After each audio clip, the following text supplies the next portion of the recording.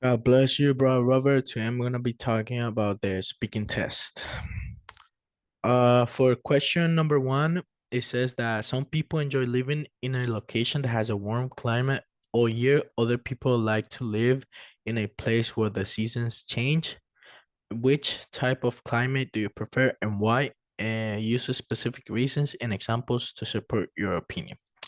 Well, for this first question, I personally I prefer to live in a warm climate because most of my life I've been living where the climate is warm.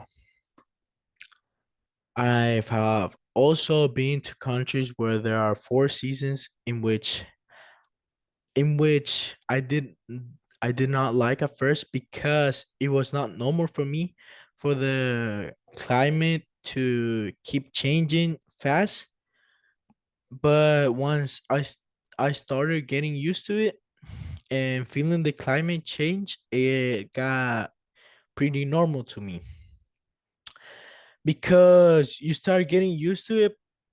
Because personally, I like the climate warm, and it's because most of my life I've been in a warm place. And I feel it's better because in the country we don't get that much climate disasters like others.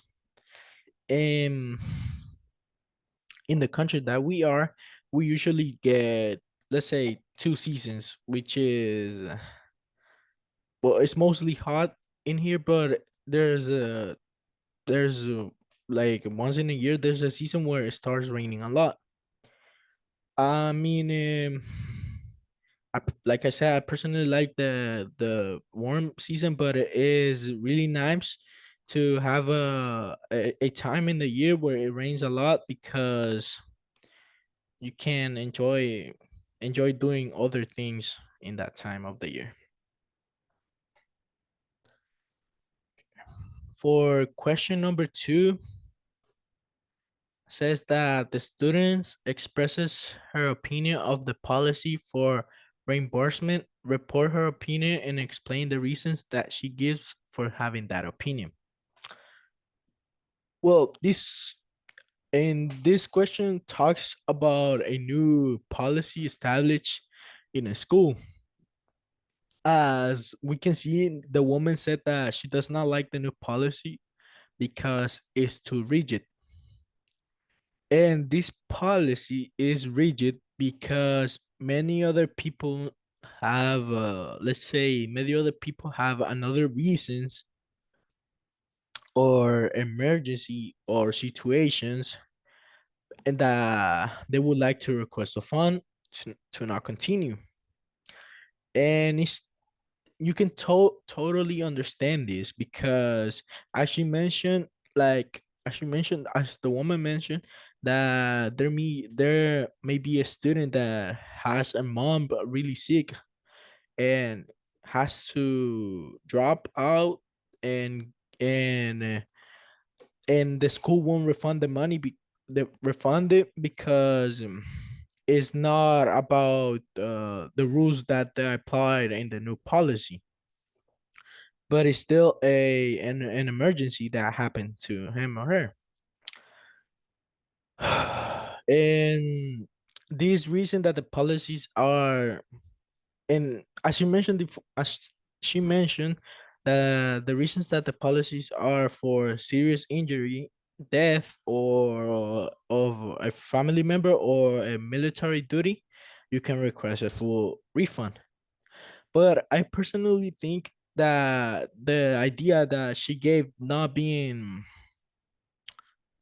liking the new policy, uh, is actually a good reason because in the new policy we can see that it's limited to the things that can happen to you, but there may be other there may be other emergencies or situations that can happen to any other people. And that's why I support her idea.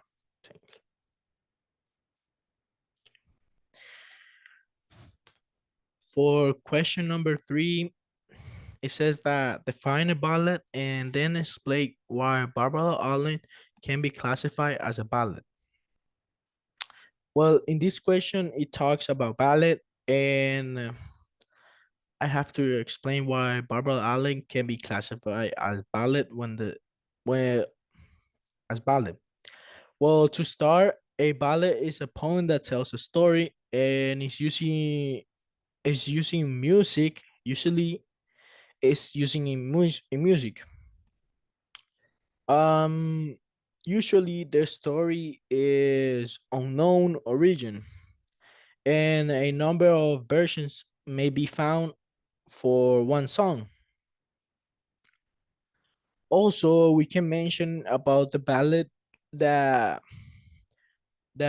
it has a lot of characteristics, but one of the most important or the best characteristic of the ballet is the rhythm. The rhythm is a really important point because in ballet that has to do a lot with it. Um in the ballet, uh as I mentioned before, the rhythm isn't really important. Also because it is in the second and the third line in the ballad. Also, another point that is important about the ballad is how ballad involves with the time. As we can see how the ballad can change through the time, as it can have different versions, as I mentioned before. And to explain the story of Barbara Allen, classified as a ballad, is, as we can see, that it's a story of love when the woman rejects the man, as this never became in love in real life, but after death they did. We can see in this story that the love is really established, so it gives an important point to the ballet. And as I mentioned before, the ballet is a poem that tells a story.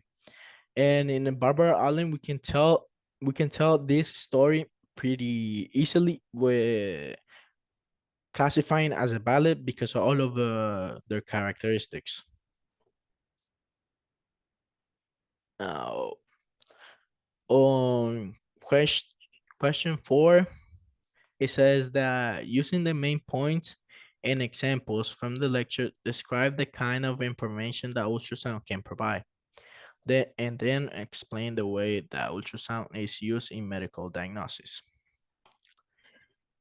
Well, in this lecture about ultrasound, it, it was in a general science class, as how the professor discussed the way it works, the ultrasound. The woman said that the ultrasound is very similar to a sonar device. She mentioned that because they discussed that in the last class they had. And she says that is the ultrasound is very similar to a sonar device because it emits ultrasonic pulses.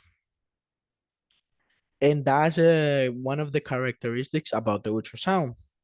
But she also mentioned that it is also very similar because it listens for the reflective pulses. Because she said that because the sound waves of the ultrasound are created by a crystal that moves really fast back and forth. This crystal is very important because without the crystal, the ultrasound created can't move back and forth. Well, when the ultrasound is transmitted inside the body and directed to a particular area, um, let's say an example, when the doctor puts the device, the ultrasound device, like in your stomach, um in your stomach area, the tissues and organs can reflect the sound. This sound is processed by a computer. So the doctor has the ultrasound device on top of your stomach area, and the sound that it makes is processed by a computer. And many people may ask what the ultrasound can work for. Well, the ultrasound is a really important tool for doctors, mostly to help the doctors find if there's something unusual there or not. And well, mostly people use this ultrasound to find if there's any problem in their stomach area, let's say. And mostly, as they mentioned in the in the class, the professor mentioned that the ultrasound is mostly important in cancer because if you have cancer, you know with the ultrasound if the tumor is present.